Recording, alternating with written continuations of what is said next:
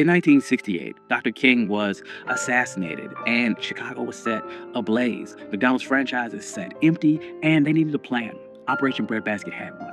Put black owners in black neighborhoods. So in December, Herman Perry became the first black operator of a McDonald's franchise in Chicago. And it worked.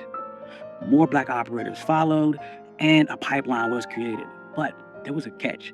McDonald owned the land, they set the fees, and they paid your lots. So join us today while we talk about how McDonald's created a black franchise empire and everything that it cost. I'm your host, Country Boy. This is One Mic Black History, and if you like stories like this, you can find more stories like this at onemichistory.com. But without further ado, let's get started.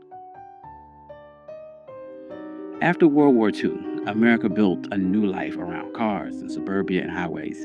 Interstates cut through black neighborhoods. Urban renewal cleared blocks in the name of progress.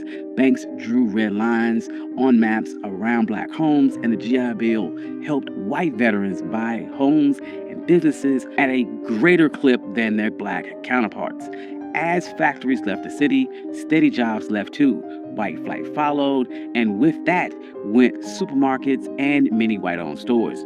By the mid-60s, a lot of black neighborhoods had fewer jobs, fewer full-service grocery stores, and very little new investment. During the same time, franchisees loved this new America. They had simple menus, fast service, and big parking lots off the highway. Chains like Holiday Inn, Hojo, and new burger brands were built for drivers and suburbia. So in 1956, McDonald's finance chief Harry Sunborn created the Franchise Realty Company. The company would own the land and the building, and operators would run the store, pay a fee, and rent. That meant steady profits for McDonald's even when the store struggled. Most of the risk sat with the owner. Training got standardized at Hamburger University, and ads were funded through a national pool of operators. The model was simple, tight, and built to scale. So black consumers and leaders weren't silent. Since the 1930s, don't buy where you can't work turned shopping into leverage. The Civil Rights Act of 1964 opened lunch counters, but it didn't open bank vaults. In Chicago, Operation Breadbasket used selective patronage to push grocers, bottlers, and phone companies to hire black workers, place contracts with black firms, and deposits in black banks. Johnson Publishing, Ebony, and Chet featured black buying power and sold the vision of how to reach it. The Kerner Commission in 1960 told the country that America was moving towards two separate societies and called out the media for how it pictured black life. Then came April of 1968, and Dr. King was assassinated. Cities erupted. In Chicago, some of its white McDonald's franchisees and workers didn't return. The stores sat dark. McDonald's leaders met with Operation Breadbasket tied to the Southern Christian Leadership Conference. Local leaders said, if you want trust here, the owners must be black.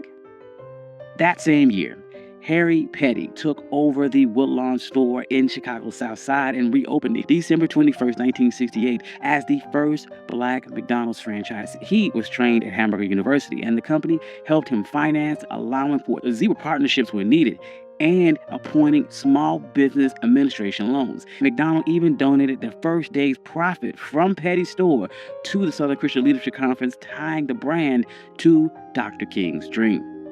Petty did well. A pipeline formed. McDonald's set high priority plan and launched a 50x2 program to launch 50 stores ran by people of color within 2 years. They opened a satellite version of Hamburger University classroom on the South Side, so new owners didn't have to travel all the way to Oak Brook, Illinois. Black owners began to meet, and they formalized in 1972 the National Black McDonald's Operators Association. One member called the group both the NAACP and the Southern Christian Leadership Conference for black operators.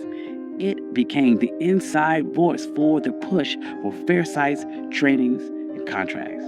And on the ground, the stores mattered. Black store owners hired locally, sponsored schools and church events, and even supported scholarships.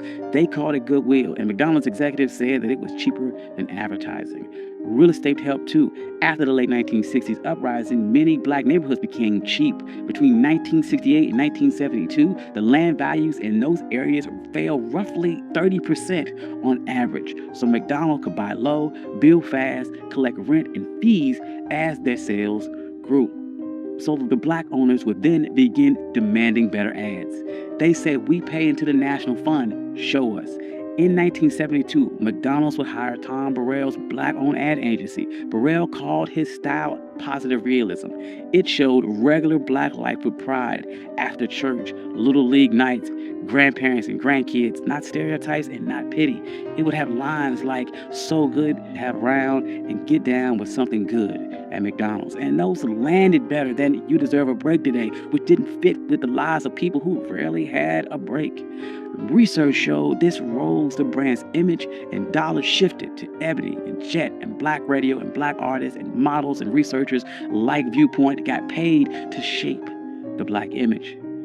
Then civil rights groups would push further. The NAACP used fair share agreements and contracts for black builders, insurers, and distributors. The Black Operators Association stressed that one restaurant could support a web of black businesses around it. The system sent money past the counter into banks, printers, construction crews, and ad shops. However, in that fine print, McDonald's kept the land. Owners paid a monthly fee of about 4% in sales plus rent. Part of that rent is a slice of the sales, which reached up to about 14.5%. Owners also had to pay at least 4% in sales to the national ad pool. The company set the standards, inspections, and decided renewals. That is why many owners call themselves captive tenants. In plain words, you ran the store, but the company owns the ground and sets the rules. So site placement became a fight. Black owners said they were being steered towards older inner city and rural locations with lower average sales and higher costs for security and insurance. The Black Operators Association reported that from 2010 to 2019, the average cash flow gap between black and non-black franchisees tripled to about $65,000 per store. And as health debates grew, fast food filled spaces that supermarkets left. But that heavy concentration of chains in poor, segregated areas linked them to higher rates of obesity and diabetes. Some cities saw protests and asked for more fresh food access and more corporate responsibility. Recently, these tensions have bubbled to the surface. Dozens of former black franchisees and some black executives have sued, saying that the system is biased. Herb Washington, a former black ball player, said that he was steered towards weaker markets. McDonald's would purchase his 13 stores for $33.5 million. And it was during this time that black franchisees fell from about 400 in 1998 to just 200 today, even as McDonald's doubled its total franchisees worldwide. So why does any of this matter? McDonald's opened up a real pathway to black ownership and middle-class jobs when other industries stayed closed. In the late 2000s, black McDonald's stores reported more than $2 billion in sales. Company leaders said that McDonald's has created more black millionaires than any other corporation. And the ad shift put black families on national TV like it had always been that way. Yet outcomes are uneven. The same real estate and corporate power that made the model work also put a ceiling on it. It set the door and the deal at the same time. Big brands can push capital, contracts, and images to black communities fast. But if the company owns the land and sets the fees and chooses the sites, your success rides on their map. So let's be clear. McDonald's did the math. And after 1969, land got cheaper. The company owned the dirt and collected the rent and fees no matter who ran that store. Installing black owners protected their assets, rebuilt sales, and won goodwill. Moving ad dollars to black media reached customers other brands were ignoring.